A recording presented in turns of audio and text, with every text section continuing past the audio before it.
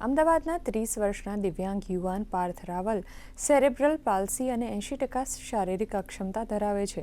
દિવ્યાંગ પાર્થ રાવલે પોતાના અદ્ભુત મનોબળ અને પરિવારના અતૂટ સહકારથી સફળતાનું એક નવું શિખર સર કર્યું છે.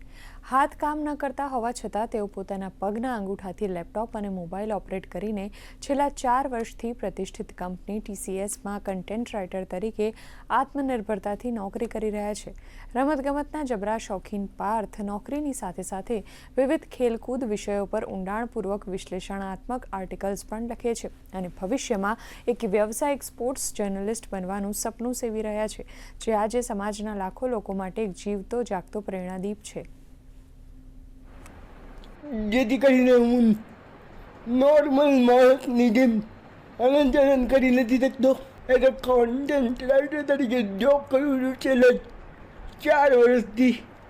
આ મારી જર્નીમાં મારા મમ્મી પપ્પાનો ખૂબ મહત્ત્વનો ફાળો છે. જો એ લોકોએ મને સાથ સહકાર ન આપ્યો હોત તો હું કંઈ ન હોત. ખાસ કરીને રમતગમત વિશે લખવાનો મને ખૂબ શોખ છે. જો ભવિષ્યમાં મને તક મળે તો હું સ્પોર્ટ્સ જર્નલિસ્ટ તરીકે કામ કરવા માંગીશ.